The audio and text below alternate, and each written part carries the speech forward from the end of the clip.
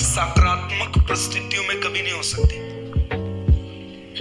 एक खरे व्यक्ति की परख हमेशा विपरीत परिस्थितियों में होती है। हमेशा विपरीत परिस्थितियों में एक खरे व्यक्ति की परख होती है कि वो कितना खरा है, वो कितना विश्वास योग्य है।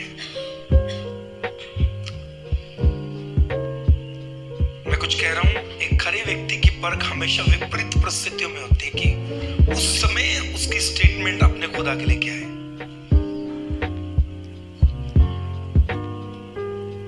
आपको मैं एक बात कहना चाहूंगा, मैंने पिछले दिनों में कुछ हफ्ते पहले अय्यूब के ऊपर एक और बार अध्ययन किया बाइबल में से। मैंने बहुत बार प्रचार किया अय्यूब के ऊपर, बहुत अध्ययन किया बाइबल में से, लेकिन एक बार और मुझे अय्यूब के ऊपर अध्ययन करने का अवसर प्राप्त हुआ।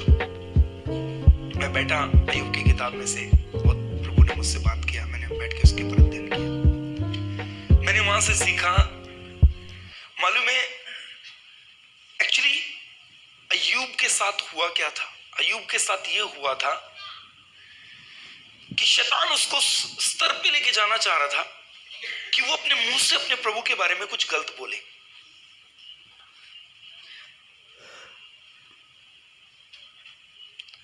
और ये इतनी जल्दी नहीं होता, ये इतनी आसानी से नहीं होता। मैंने 2 साल पहले एक प्रचार किया था यहां से कि जितना स्ट्रॉन्ग बिलीवर होगा, जितना बड़ा विश्वास होगा, शैतान उसको गिराने के लिए उतना बड़ा प्लान करेगा,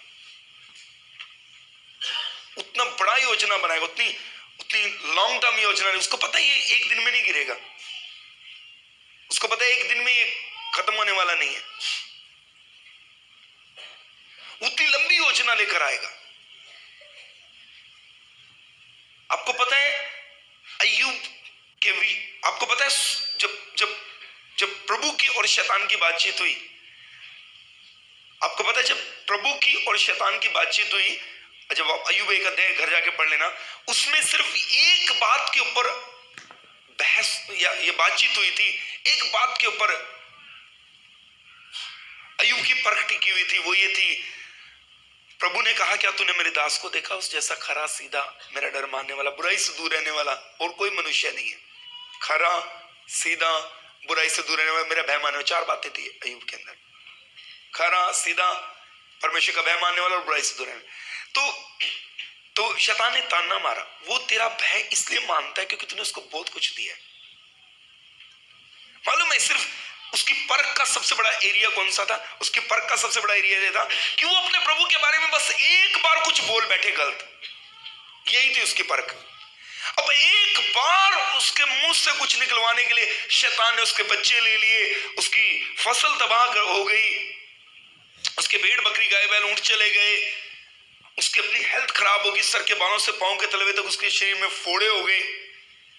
मतलब सिर्फ एक वर्ड उसके मुंह से निकलवाने के लिए कि वो अपने रब के बारे में कुछ गलत बोले, एक वर्ड उसके मुंह से अपने रब के बारे में गलत निकलवाने के लिए ये सारी चीजें उसके इर्द गिर्द क्रिएट की गई। मैं आपको फिर कहता हूं, कभी कभी आपके इर्द गिर्द शैतान एक माहौल क्रिएट करेगा, आपकी फैमिली का माहौल, आपके परिवार का माहौल, जिन लोगों में आप काम करते हैं, डिपार्टमेंट का माहौल, जिन जगहों के ऊपर आप बिजनेस करते हैं, उस स्थानों का माहौल, आपके कस्टमर्स और जिन मोहल्ले में आप रहते हैं, आपके पड़ोसियों के द्वारा एक माहौल, जिस परिवार में आप रहते हैं उनके रिश्तों के द्वारा एक माहौल। शैतान एक माहौल क्रिएट करेगा कि आप कुछ बोलो। मैंने एक बार एक व्यक्ति को अपने माथे पे हाथ मार करके ये कहते सुना, पता नहीं रब ने मुझे कैसे बच्चे दिए। मतलब मेरे को समझ में आया बात सुनने के बाद कि देखो ये परमेश्वर के विरुद्ध बोल रहा है। मतलब बच्चों ने इतना फेडअप कर दिया, इतना इरिटेट कर दिया कि उस व्यक्ति ने क्या बोला, माथे पे हाथ मार के बोला, रब ने मुझे कैसे बच्चे दिया, नहीं वो रब के ऊपर दोष लगाए। लेकिन हिंदी की बाइबल लिखा है, ये सब कुछ जाने के बाद भी इन सब बातों में अय्यूब ने परमेश्वर के ऊपर कोई दोष नहीं लगाया। यानी अपनी सारी विपरीत परिस्थितियों के लिए अय्यूब ने खुदा को जिम्मेवार नहीं ठहराया। और यही शैतान चाहता था कि वो कुछ बोले अपने खुदा के अगेंस्ट। और इतना इजी नहीं होता, मैं फिर कहता हूं इतना इजी नहीं होता। शैतान एक माहौल पैदा करता है, शैतान लगातार एक माहौल पैदा करेगा एक ही जैसी। अब